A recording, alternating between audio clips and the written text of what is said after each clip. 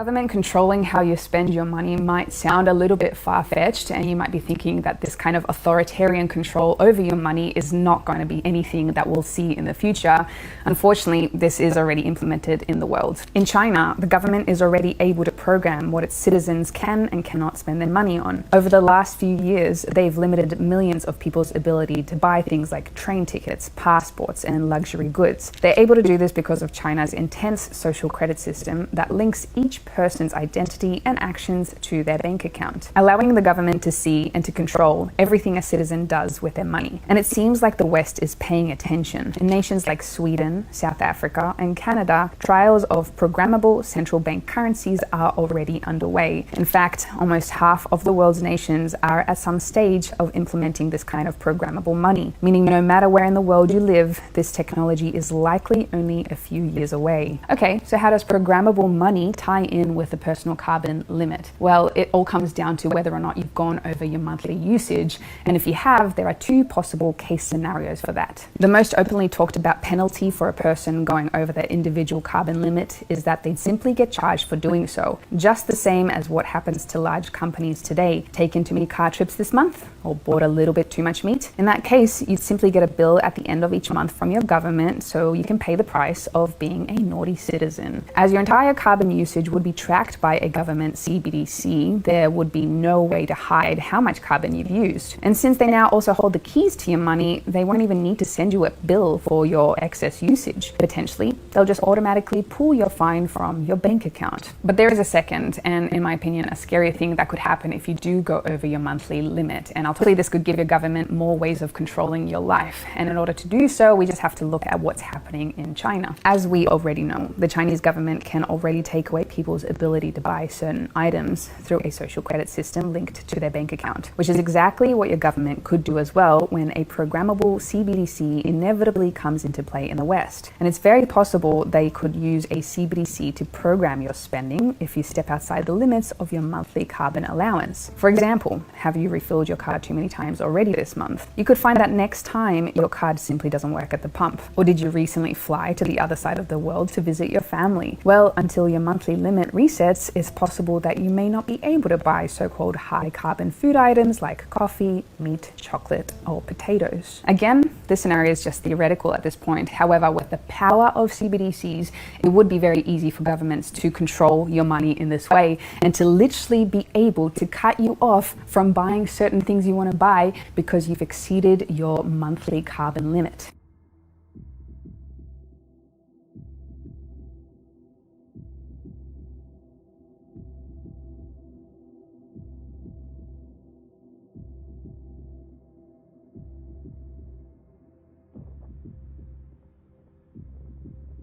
While the mainstream media may be portraying the Dutch farmer protests as an anti-environmentalist movement peopled by selfish farmers, Vandana Shiva, with her experience in how corrupt, centralised agricultural, monocultural giants are oppressing independent farmers all over the world. This is connected to the land grab of Bill Gates. This is connected to corruption of companies like Monsanto. This whole fertiliser situation is a scam. They present it as a green ideology. Oh, we can't keep using these fertilizers, and anyone who lives in the rural area will know that when those fertilizers get used, you think, oh God, is this a bit dodgy? But the reason that farmers are using those fertilizers is because it's necessary economically, because of the pressure they are under financially, often because of government enforced imperatives. And the objective isn't to get the farmers to behave in an organic, responsible, ecologically apposite manner.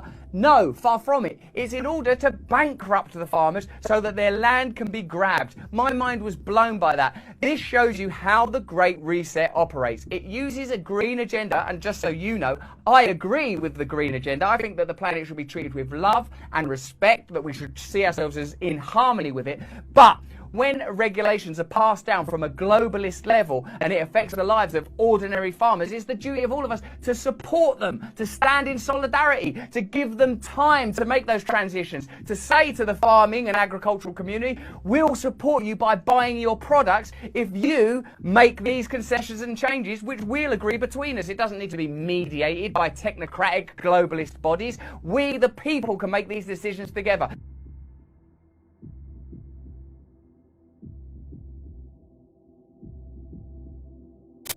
Tydzień temu do ogromnej sieci marketów spożywczych we Francji, w Belgii, w Holandii zaczęły trafiać jako pierwszy raz w historii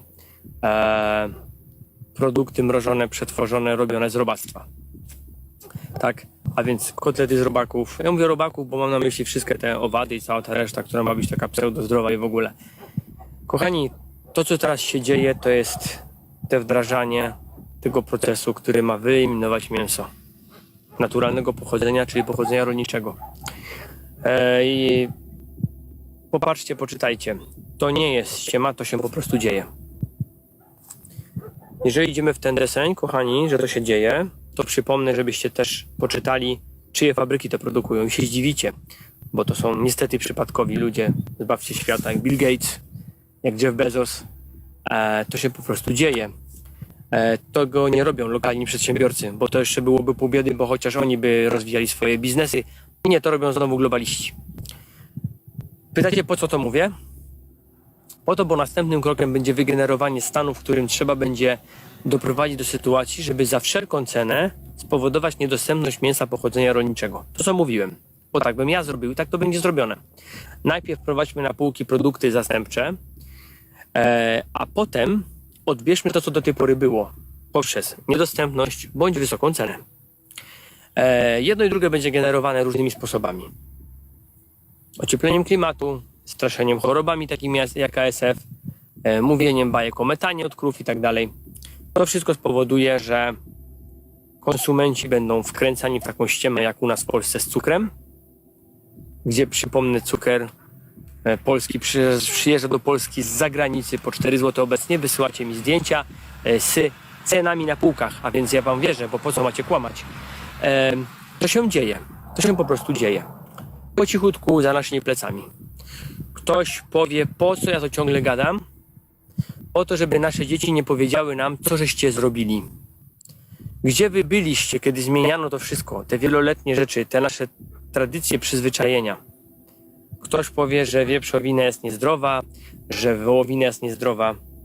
Moi drodzy, ja jestem chemikiem z wykształcenia, jak wiecie, i na temat zdrowotności mięsa to mogę robić duże wykłady, ale nie chcę tutaj stać się fachowcem od odżywiania. Przypomnę tylko, że przyroda stworzyła układ, w którym największa grupa witamin jest rozpuszczalna w tłuszczach. I to w tłuszczach najczęściej od zwierzęcych. Więc nie opowiadajmy sobie bajek na temat tego, że mięso jest szkodliwe dla ludzi, bo na tym mięsie wychowali się właśnie ludzie, którzy przeżyli wojnę, stan wojenny. Oni nie jedli sobie warzywek i owoców. Ale dzisiaj nie o tym. Chcę powiedzieć, że to, co się teraz dzieje, będzie miało przełożenie na to, że prowadzimy gospodarstwo w taki albo inny sposób. Nasza rola zostanie podważona, jeżeli chodzi nasza jako rolnictwa, podważona w aspekcie producenta żywności.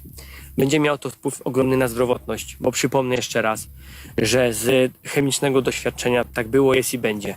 Coś, co rośnie szybko, jest mniej wartościowe niż coś, co rośnie długo. Tak po prostu było i to wynika z prostego układu przenoszenia energii między produktami. Każdy, kto miał odrobinę chemii w życiu, wie, że tak jest. Idąc dalej. Dzisiaj jest to Holandia i Francja. Za chwilę może być to Polska. Za chwilę u nas w naszych marketach może być sytuacja, że ludzie zaczną się tym interesować. I ja wam już coś kiedyś mówiłem. Świat uwielbia bazować na kłamstwie. Przez dziesięciolecia mówiono ludziom, że mięso jest bardziej szkodliwe niż węglowodany. Część ludzi nadal w to wierzy. No to niech wierzy. Na szczęście to się odwraca i ilość świadomych ludzi się tak mocno zmienia, że ludzie zaczynają przeglądać na oczy, czytają badania naukowe i tak dalej. Ale do tego wszystkiego potrzebujemy produktów spożywczych. Jeżeli dzisiaj zaczynamy podważać wiarygodność mięsa rolniczego i wprowadzamy produkty zastępcze, to robimy to z wielu powodów. Nie robimy tego my, tylko robi to ktoś odgórnie i robi to po to, żeby nas wysiudać. To jest, delikatnie mówiąc, pewnego rodzaju wojna gospodarcza. Przypomnę wam jeszcze raz. Nie przesypiajmy tego tematu. Bo za tą ciężką pracą, jaką mamy w rolnictwie, śledźmy to, co się dzieje. Jeżeli nie będziemy wiedzieli, co się dzieje, to nie będziemy mieli nigdy szansy zareagować. I to jest tragedia. To jest tragedia, dlatego że obudzimy się w rzeczywistości, a po kilkunastu latach nasze dzieci naprawdę, zgodnie z tym, co wielki człowiek mówi i cytuje, przyjdą do nas i powiedzą, no gdzie wy żeście byli? To co wyście nie widzieli, co się dzieje? A my wtedy popatrzymy sobie w lustro i powiemy, wiesz dziecko, zapracowany byłem. Wiesz, tatuś z mamusią ciężko pracuje, a o tym nie mówi w telewizji, a tak w ogóle teraz oszukano, cię też oszukano, więc nic nie poradzisz. Za często to powtarzamy.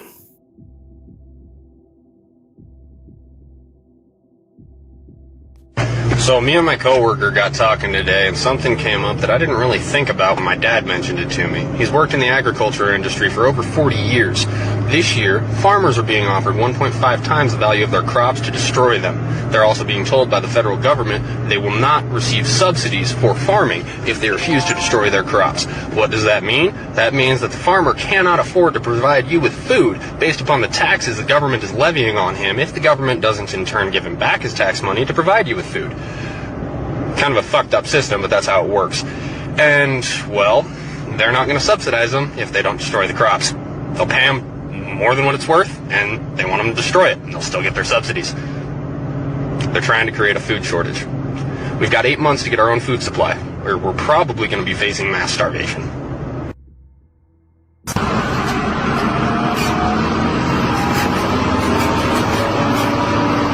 Oh yes, got our letter from the government paying us $3,800 an acre to destroy our crops. So I'm taking the shredder out, gonna go mow down some corn. $3,800 is $3,800, you know. While we're doing it, guys, taking it down. $3,800 an acre to do this.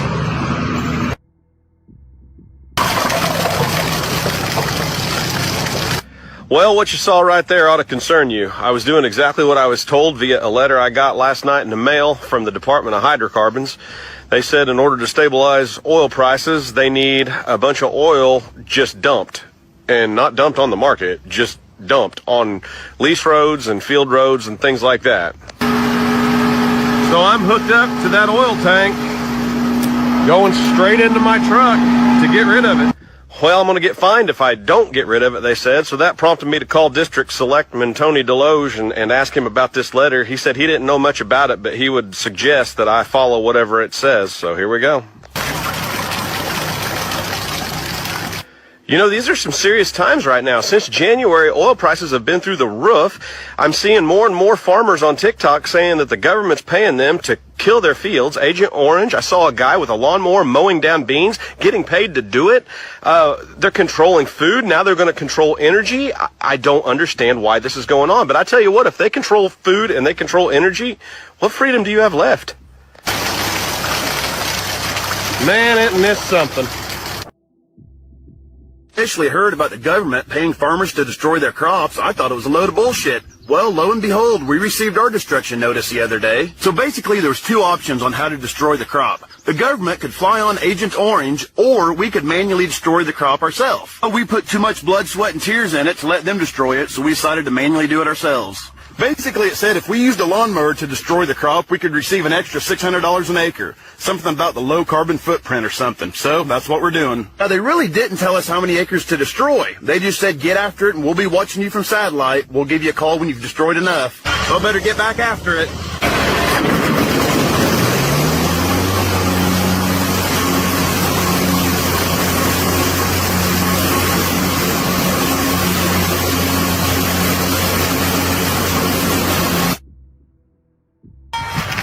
Yep. Plowing it up. Government said they'd pay us $3,800 an acre. Hey, that's better than what Milo prices are right now. So, getting her done. He's saying, is it true that the government is paying farmers to destroy their crops? And the simple answer to that is, yes, they are. So this farm here was selected to be one of them.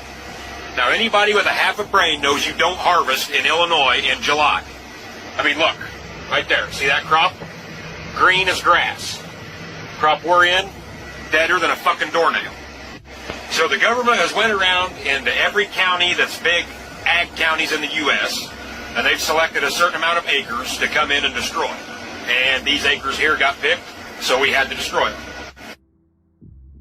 This is the second machine that I dropped off here for the local farmers. Just want to show you a little bit of each drum. We got 4 of these drums, 2 on each side. Now you can imagine the damage they can do, not counting the blade which you could set down. So this will be the first field that we take care of. So all we're going to do is mash everything into the ground. And then I'm going to go pick up some steel plates, lay them across the road plates, so we can get the machines over there, start on that farm. So the farmers got paid by the government. I don't understand what it's all about, but they got paid. Now they hired us to come in here and just destroy whatever we can. I don't understand how it all works, but we're already paid for a certain amount of time. You can hear the first machine already running out there. But when you hear them farmers saying they're getting paid to destroy everything, they ain't bullshitting y'all. Well, TikTok, I finally got my letter yesterday. The letter asking you to destroy some crop. Along with the letter, I had to sign for a certified package, which included these two binders, and then of course this 3-ring binder on how to properly dispose of your crops. And as you can tell, this here is the affected area in my section of the county, closest town, and of course you can't run away. They even know where you live. So from the county tracts, then they break it down into these individual farm tracts that you have to destroy. And you can see the crop or the field. As long as we're together, it don't matter where. And this administration's agenda is to control the food and control the people. Biden wants to push OSHA into an extreme heat index for outside workers. You guys want to know what he thinks is hot? 80 degrees Fahrenheit. Let me tell you, here in Tennessee, it gets humid. And I push past because guess what? My girls still got to get fed, and that's my priority. And I chose this life in agriculture to feed you and your families. And they are trying to put fear in our lives. They're trying to kill off the American farmer. I know. We moved from California because regulations were getting so bad. And they were providing water to Los Angeles and San Francisco instead of the Central Valley. And they're doing it across America, trying to regulate our land, take our water rights. It is happening. It is time to wake up and start supporting your local farmers and buy local. This is the container that was in the video yesterday, and we have unloaded the container. Freight is setting at ports. It is not moving, and we're talking ports around the world. Now, the freight that was on this container was shipped 37 days ago. This is that freight behind me.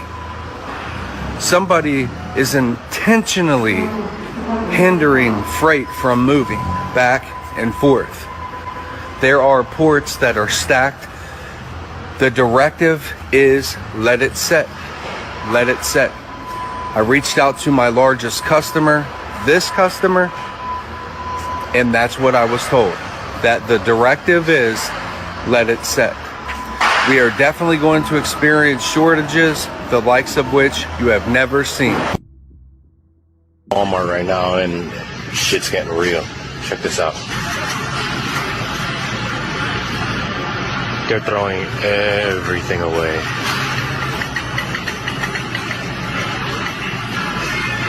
Caution tape on everything. They're not letting us take anything. Cheese sections, yogurts, everything. Everything is done. Look at this.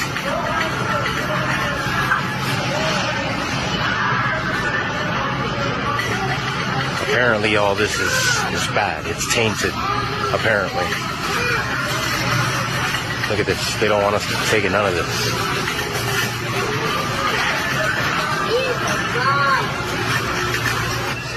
And the crazy thing is, I spoke to the manager, and the manager told me that this isn't the only store. There's 4 other local stores that are exactly the same. This is madness. America is already suffering a food shortage, which can be felt by rising costs and emptying shelves at the grocery store. But this is a cakewalk. It's going to get much worse. The writing, as they say, is on the wall. Any reasonable person can see that this is all being done deliberately. Over 10,000 cattle just died, and we are told that it was due to 100-degree weather. And in just the past 17 months, nearly 100 disasters have mysteriously befallen the American food industry. dozens of catastrophic fires burning down food processing plants, in multiple cases caused by small aircraft crashing into them. Thousands of tons of meat destroyed. Over 2 million turkeys have been destroyed. Over 40 million chickens have been destroyed. And with the rising cost of fuel, farmers are unable to harvest their crops. And it's only just beginning.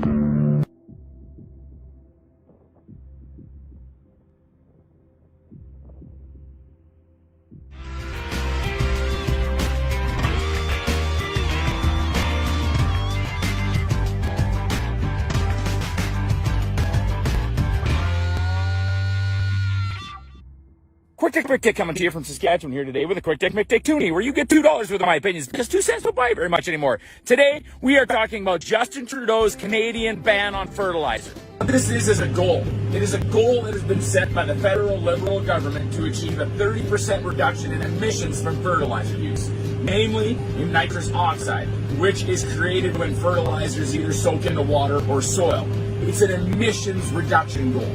Does that make you feel better when we say it like that? It's an emissions reduction? Well, I'm here to tell you folks that nothing about what's being said here should make you feel good. It should make you feel concerned. Because whether you work in agriculture, oil and gas, mining, forestry, maybe you're a hairdresser, maybe you're an entrepreneur in the restaurant industry, maybe you're a vegan, maybe you're gluten-free, it doesn't matter. If you eat, consume food, this will affect you. Our government and this extreme climate cult that we're dealing with would have you believe as a citizen of planet Earth that we're out here slowly killing the world with fertilizer use. It's like they think we're the second act of Zoolander, but instead of having gas fights,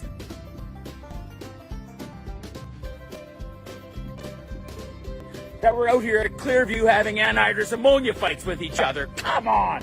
Are there people out there that think we're here just having some kind of a crazy fertilizer giveaway program? Free fertilizer, come and get it. We'll fill up the box of your pickup truck, the trunk of your car, wherever. We just want to give it away. Use it wherever and however. The thing. You people need to come down out of your ivory fucking towers and visit us on a farm, and you would find out that reducing fertilizer use by increasing its effectiveness has already been happening on farms here in Canada for years and years and years. I do not know one farmer that doesn't work with one or several agronomists.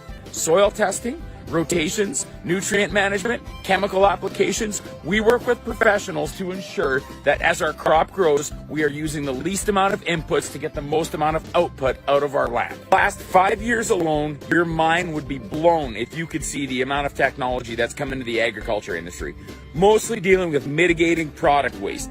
We now have equipment that is fitted with variable rate control, sectional control, and on top of that is GPS guided for precise accuracy. So with those tools, you take a detailed crop analysis from the previous year. Then you take a topographical readout of the moisture conditions on the field that you're headed back to. You take the soil sample from said field and you make a plan with your agronomist to use the absolute least amount of fertilizer that you are going to need to make that crop grow on said field. And then you apply that fertilizer using the 4R stewardship that we all know here in agriculture. The right fertilizer, at the right rate, at the right place, at the right time. This is already happening in Canada without the government getting involved. Alfalfa will naturally return nitrogen levels to the soil and help with soil health.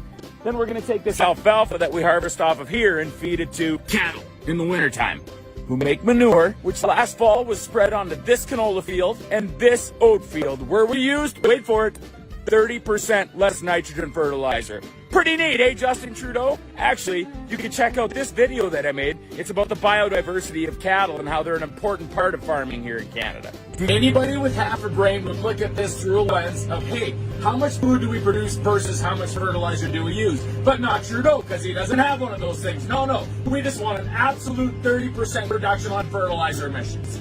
We already implement best practices in agriculture because it's good for our land, it's good for the environment, and it's good for our business. A 30% reduction in fertilizer use would be a $48 billion loss to the agriculture industry by 2030, and it would also make food more scarce.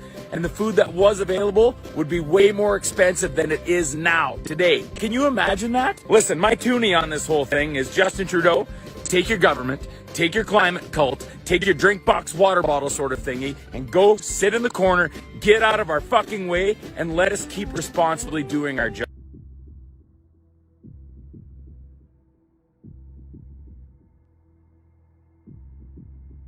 Story comes up, they're going to latch onto it. They've already announced in our office that once the public will be open to it, we're going to start focusing mainly on climate, climate like global warming, and like that's going to be our next like I don't know, like what's the word I'm looking for? It's going to be our focus. Our focus was to get Trump out of office, right? Without saying it, that's what it was, right? So our next thing is going to be for climate change awareness. What does that look like? I don't know. I'm not sure. I have a feeling it's just going to be like constantly showing videos of like decline in ice and weather warming up and like the effects it's having on the economy and really talking about the head of the network, like just who's that? Is that Zucker? Zucker, yeah. I imagine that he's got his council and they've all like discussed like where they think so that's like the next pandemic like story like that will beat to death. But that one's got longevity. You know what I mean? It's not like there's a definitive ending to the pandemic, or like it'll taper off to a point that it's not a problem anymore.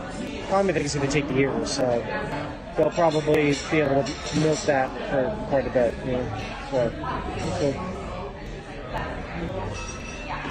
So climate change overload. Be prepared. It's coming. Together. If this Parliament gets it wrong, everyday Australians will suffer through inflation or worse, stagflation for decades. And instead of working together to push Klaus Schwab's World Economic Forum plan based on United Nations policies, work together instead for our country.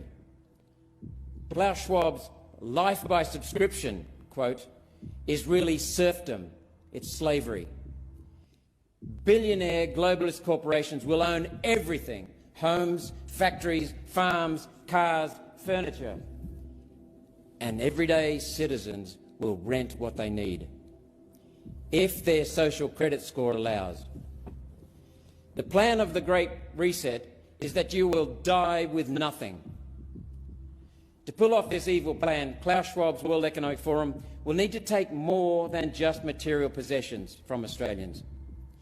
Senators in this very chamber today who support the Great Reset threaten our privacy, freedom and dignity. Yes, they're in this Senate chamber. One Nation vehemently opposes the Great Reset, the Digital Identity Bill, theft of agricultural land use, forcing farmers off their land, and all of the Great Reset. One Nation has a comprehensive plan to bring our beautiful country back to sustainable prosperity.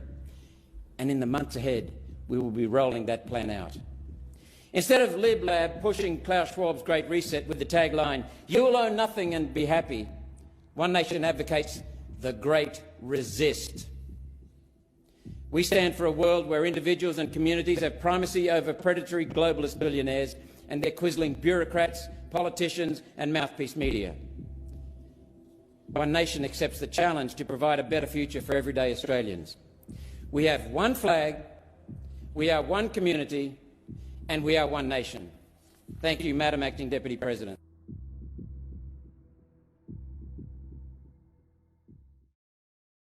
Odbył się kolejny wirtualny szczyt Światowego Forum Ekonomicznego.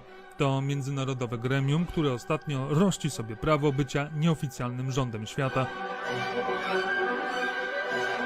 Oczywiście podstawowym tematem była światowa transformacja. It is my distinct honor and great privilege to introduce His Excellency Xi Jinping, President of the People's Republic of China.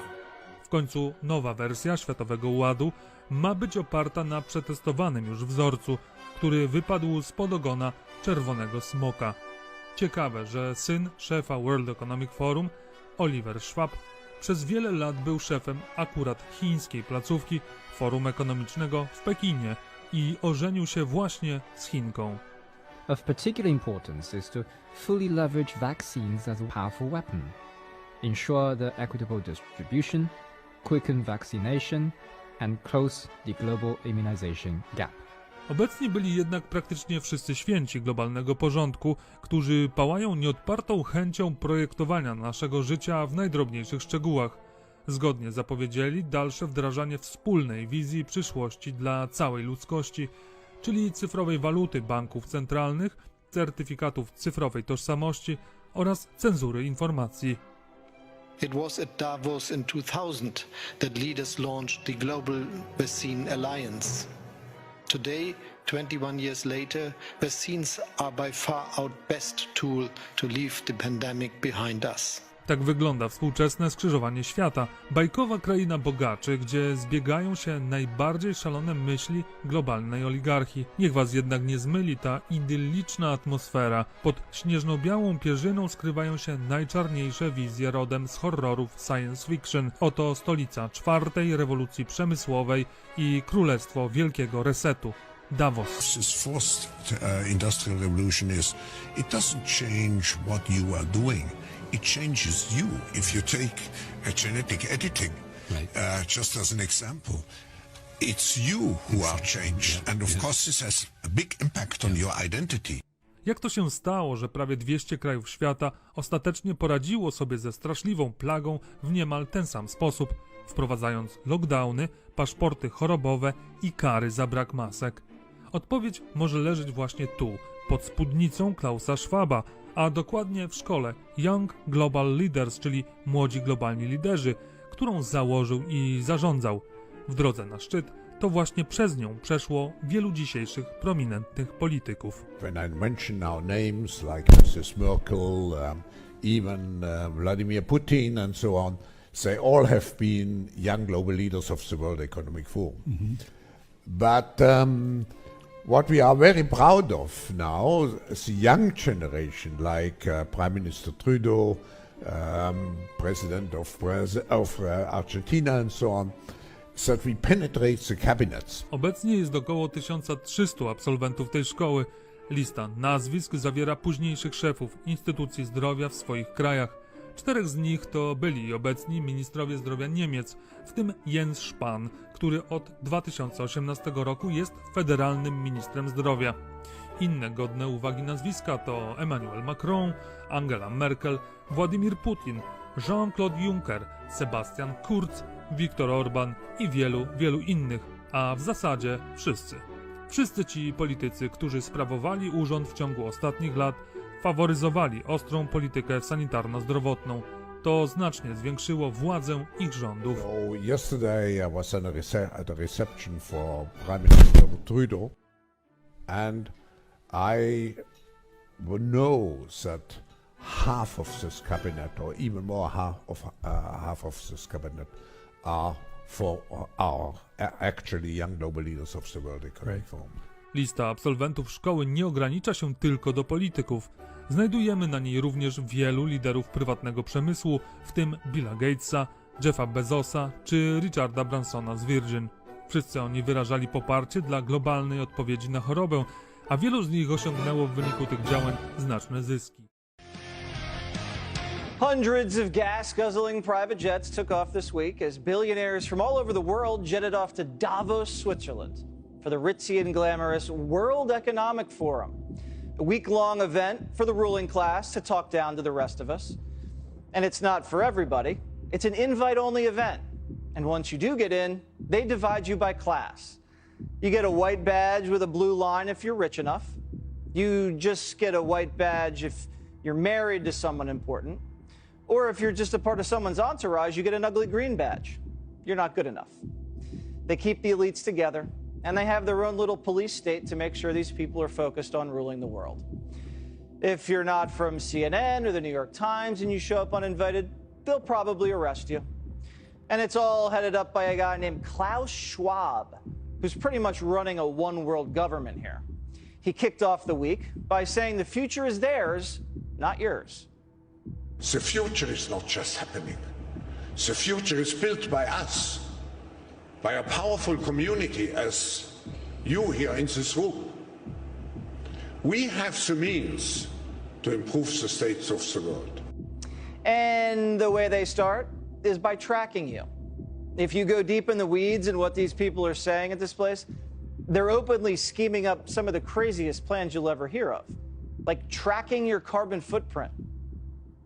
We're developing, through technology, an ability for consumers to measure their own carbon footprint. What does that mean? That's where are they traveling? How are they traveling? What are they eating? What are they consuming on the platform? So, individual carbon footprint tracker. Stay tuned. You heard it. The one world government wants to keep tabs on what you eat and where you go. All because John Kerry's a little mad that your cheeseburger is wiping out part of the population.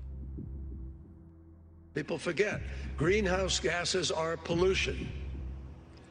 And 15 million people a year die because of the quality of the air around the world. We're dealing with a crisis here, folks. It's a crisis made by human beings.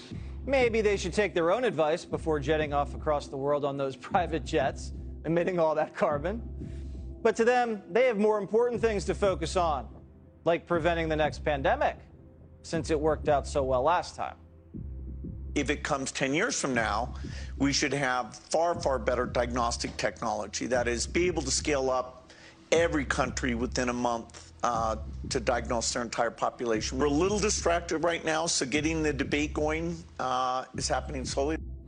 Yeah, a lot of people are distracted by inflation, food shortages, real problems. But the ruling class at Davos says, don't worry, it's all a part of the plan. We need to accept that there will be some pain in the process. The pace that we need will open up for missteps. It will open up for shortages on energy. It will create inflationary pressures, and maybe we need to start talking about that pain is actually worth it. If you have all the money in the world, the last thing you have to worry about is inflation. It's our problem, not theirs. They're busy ruling the world. And shady George Soros says if we don't make their ideas a reality, civilization is done for. Fighting pandemics and climate change, avoiding nuclear war, maintaining global institutions have had to take a backseat to that struggle. That's why I say our civilization may not survive. Believe it when I tell you, these people don't care about any of us. They're just a bunch of globalists hanging out and coming up with too many bad ideas.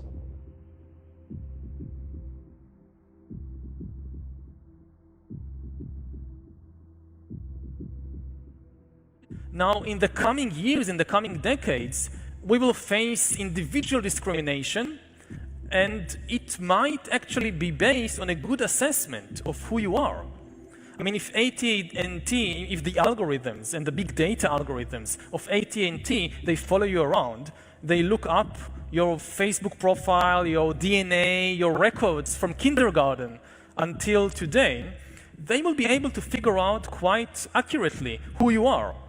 And if they, for example, find out that, oh, he lacks motivation, on the X scale, on the Harari scale, or the Friedman scale of self-motivation, 0 to 10, he is just 7.1.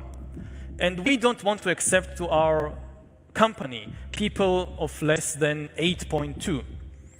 And we know from experience that, yes, we can give you a little push, but you just lack what we need. And you will not be able to do anything, or almost anything, about this discrimination. First of all, because it's just you. They don't discriminate against you or me because you're Jewish or gay or black or whatever, because you're you. I mean, previously in history, if you were on the wrong side of history, if you didn't understand what was happening and you lost the competition, then you ended up as some kind of serf or manual laborer, being exploited by the people who understand and have the power.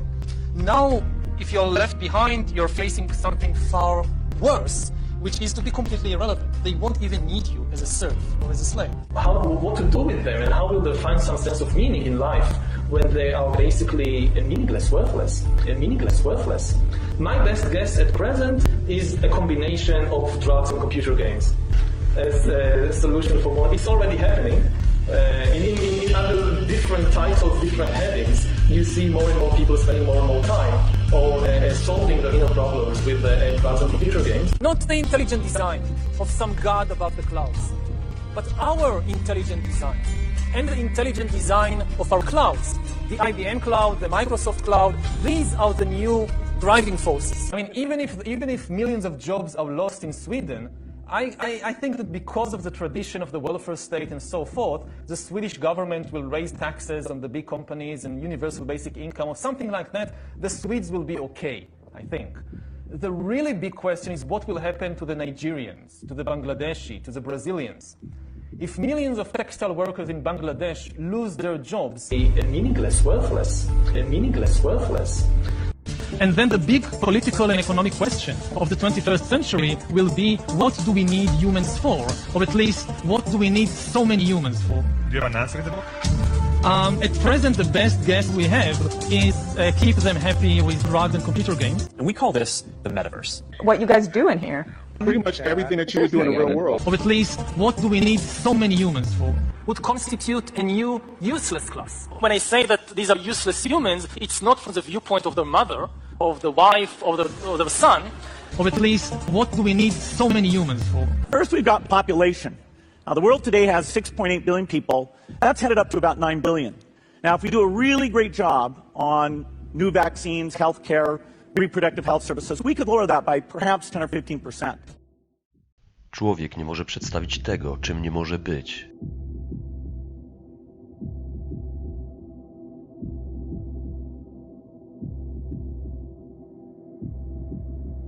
Jesteśmy świadkami i uczestnikami nie tylko nowej epoki historycznej, ale również nowego etapu ewolucji człowieka.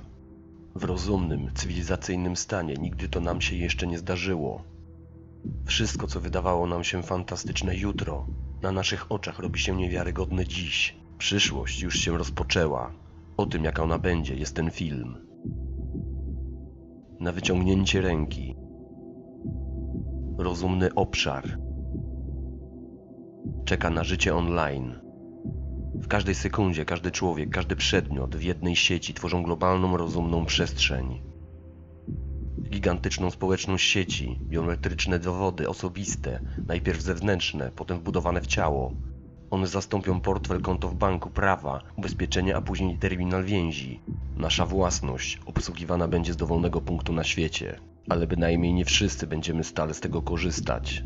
A znaczy to, że system czasowej i wspólnej własności zastąpi nam zwykłe "to moja rzecz". Ważne będzie, do jakiego systemu wejdziesz, jaka korporacja wyznaczy ci twoją funkcję. Korporacja weźmie na siebie twoje bezpieczeństwo, kontrolę samopoczucia, kontrolę jakości i kupowanych produktów, rozrywkę, wykształcenie i zatrudnienie wewnątrz korporacji. W przypadku, jeśli za podłączenie do systemu nie masz czym zapłacić. Przyszły świat jest zbyt złożony, aby być anonimowym i na tyle prosty, żeby każdy oglądał się na każdego. W pewnym momencie wszyscy zostaniemy dobrowolnymi uczestnikami reality show i będziemy płacić za możliwość pobytu offline. Umrą papierowe dokumenty, państwowe usługi będą oddane za zlecenie stylu życia korporacjom i prowadzone w trybie online. Biurokracja w obecnej formie praktycznie zniknie, funkcje państwa zostaną ograniczone do roli kontrolera, sędziego i prawodawcy. Część ważnych decyzji, które przejmą władze sądowe i ustawodawcze, będą aprobowane w otwartych głosowaniach online, co upamiętni epokę prostej demokracji. Tradycyjne środki masowego przekazu w końcu znikną, zostaną one zastąpione przez system wyboru treści, które staną się nowymi mediami. Najważniejszym zawodem w mediach na świecie stanie się menadżer przepływu informacji. W rzeczywistości każdy sam stanie się środkiem masowego przekazu, tanie środki produkcji, wszechobecne online i możliwości wejścia bezpośrednio w eter z każdego dowolnego punktu. Sieci korespondentów z samych obywateli zmienią system tworzenia wiadomości. W krótkim czasie wszystko, co nas otacza, przedstawiać będzie reklamy i miejsca. Miejsca, które zaproponują ci wszystko, co zechcesz, wiedząc o twoich namiętnościach, twoim trybie życia. Już dzisiaj producenci telefonów i systemów operacyjnych, serwisy pocztowe i sieci społecznościowe wiedzą wszystko o każdym. Możliwy będzie wariant, w którym będziesz mógł wybrać asortyment tylko w zakresie korporacji lifestyle. Zobaczymy w naszych ekranach wskrzeszenie starych gwiazd w swoich nowych filmach. Będą błyszczeć młodzi Marilyn Monroe i Marlon Brando. Usłyszymy nowe piosenki Elvisa Presleya, Michaela Jacksona, prawdziwych aktorów. Coraz częściej zastępować będą wirtualni. Sami będziemy mogli brać udział w tworzeniu filmów i gier. Zamawiać swoje finały i rozwój wydarzeń. Świat, kino i gry komputerowe połączą się w jedno. Kina, które znamy teraz, stopniowo staną się taką samą rzadkością, jak dzisiejsze tradycyjne teatry. Nieuchronnie pojawią się nowe dyscypliny sportowe, nowe globalne gry, porównające popularność piłki nożnej. Równolegle z zwykłymi igrzyskami olimpijskimi odbywać się będą cyberolimpijskie gry, które z czasem zdobędą dużą popularność. Nowe technologie pozwolą na zupełnie inne otrzymywanie wideo i informacji. Jakość obrazu i dźwięku stale będzie rosła. Całkowite zwiększenie szybkości przekazu i otrzymywanie danych. Wzrost magazynowania informacji zmienia nasz obraz życia. Zdobywać będą wykształcenie w domu, całe moje życie jest zapisane. Odbywam narady w łóżku. Moje towarzystwo ubezpieczeniowe kontroluje poziom cukru we krwi. Jestem na urodzinach przyjaciela, nie schodząc z kanapy. Właściwie w tej chwili zaczyna się nowy etap w życiu ludzkości. Wszechobejmująca wirtualna rzeczywistość. Zasięgu wzroku, nowe światy. Często widzimy ją w filmach, częściowo jesteśmy w niej już teraz. Aż do tego momentu, kiedy będziemy mogli w pełni pogrążać się w nowe światy. Trzeba jeszcze dożyć. Bóg nie jest tym, który kieruje, Bóg jest tym, który pisze, kod dając algorytmy rozwoju tworzącego środowisko. Programiści, bogowie nowego świata, właśnie oni będą tworzyć dla nas nieskończone światy, w których możemy być tym, kim chcemy. Żyć tam, gdzie chcemy i tak jak zechcemy, żadnych ograniczeń, płać i żyj. Bardzo szybko wirtualna powierzchnia średniego miasta będzie mieścić się w pudełku od butów lub rozpraszać w milionach komputerów. Będziecie mogli mieć pokój o powierzchni 3 m² w getcie i żyć w zamku nad brzegiem rzeki. Wirtualna rzeczywistość będzie znacznie tańsza od realnej. Możecie być przykuci do łóżka, ale być mistrzami w bieganiu, brzydkim i słabym, ale stać się pięknym i silnym, bo przecież ciało jest powłoką waszego umysłu, przy tym nieważne, gdzie terytorialnie się znajdujecie. Możecie żyć w jednym miejscu, a pracować, uczyć się, leczyć na różnych kontynentach. W zasadzie świat przyszłości to świat bez geografii. Transgeniczny i ponadnarodowy świat niezliczonych społeczeństw.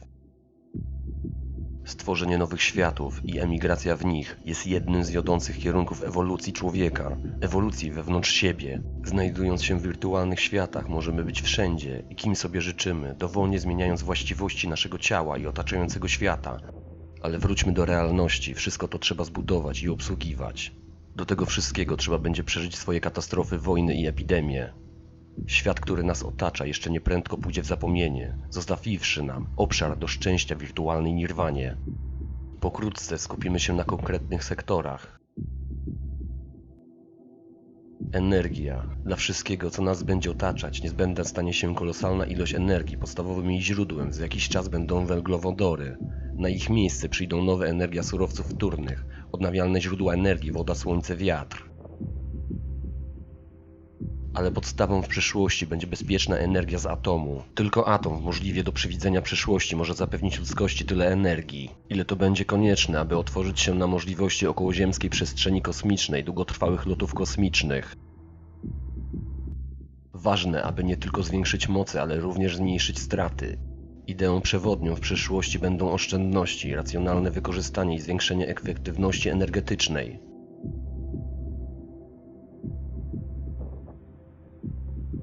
Żywność. Ludzkość jeszcze długo będzie zależna od jedzenia. Spożywczy deficyt w warunkach stałej rosnącej liczby ludności rozważą genetycznie modyfikowane produkty, ale na miejsce tych bardzo wydajnych produktów przyjdą sztucznie stworzone.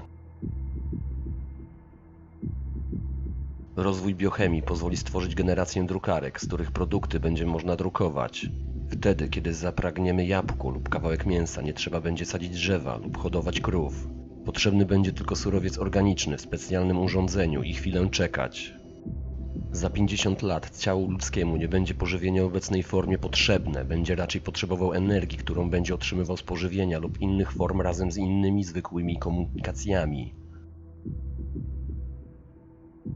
Wojna. Wojna przyszłości to wojna permanentna, przychodząca zawsze jako element globalnej konkurencji. To wojna na odległość, wojna maszyn, technologii informacyjnych i zaprogramowanych kodów.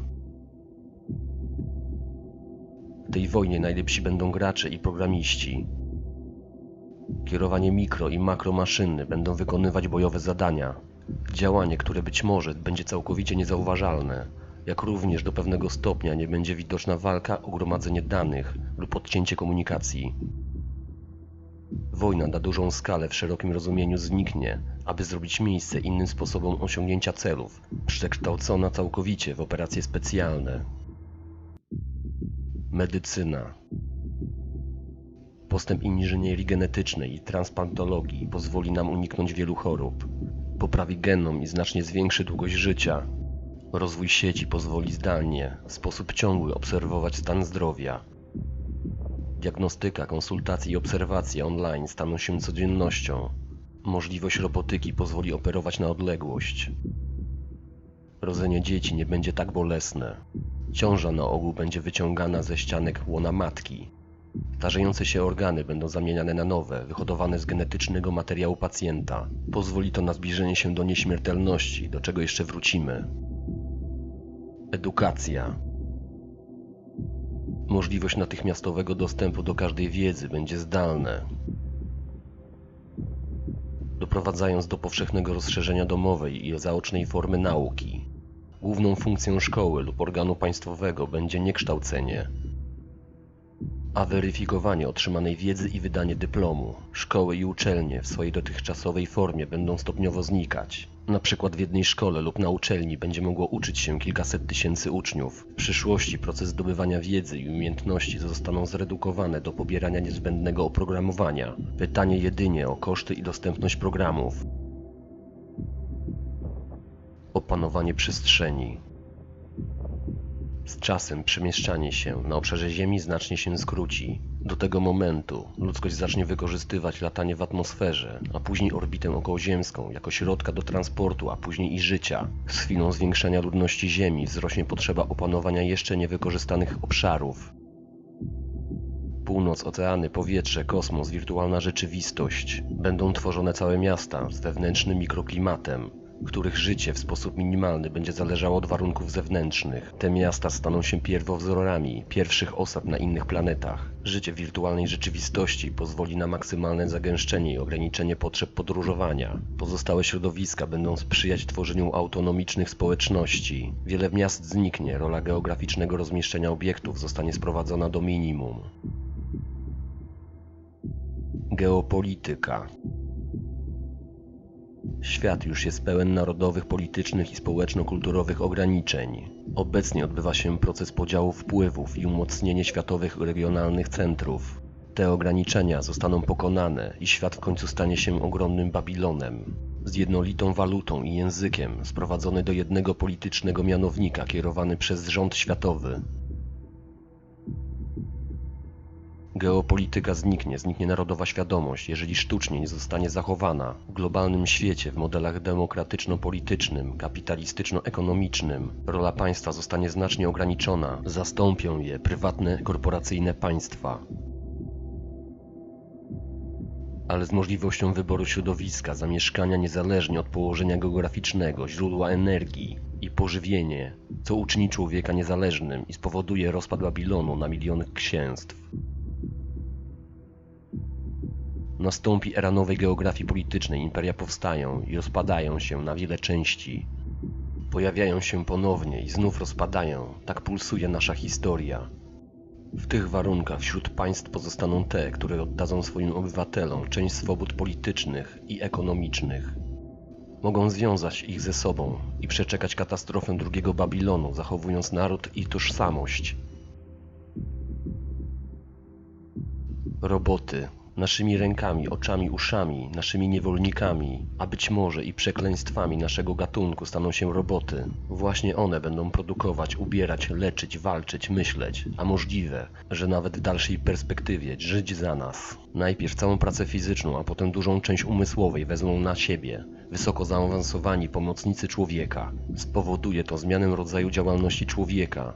Czeka nas nowy renesans kultury i sztuki, jak również czekają nowe zagrożenia. Co będzie, jeśli szybki, znacznie trwalszy, niezwykle mądry organizm z sieciową świadomością stworzony na nasz obraz i podobieństwo zrozumie siebie? Za horyzontem. Śmiercią, śmierć popraw.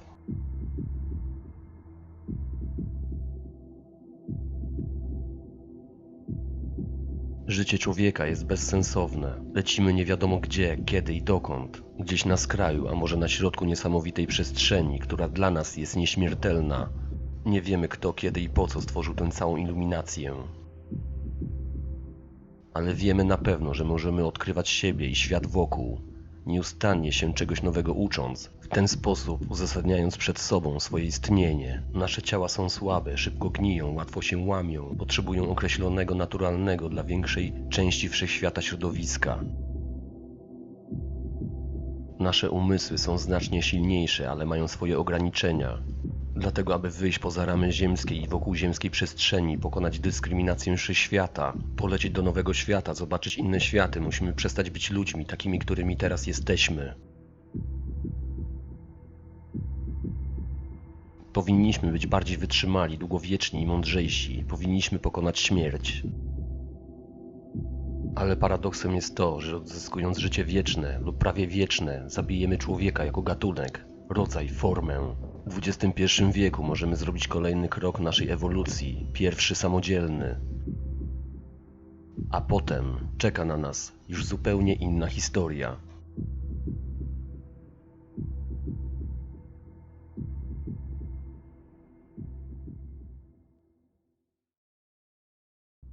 Przypominamy, że na naszym kanale nie ma płatnych reklam i jeżeli uważasz, że robimy coś wartościowego, to możesz wesprzeć naszą pracę poprzez datek dowolnej wartości. Możesz też nas wspomóc, odwiedzając sklep partnerski Illuminati Wear, który oferuje odzież, literaturę dla wszystkich przebudzonych. Jest to świetna forma wyjścia z przekazem poza internet.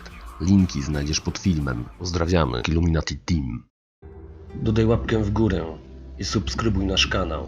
Pozdrawiamy, Illuminati Team.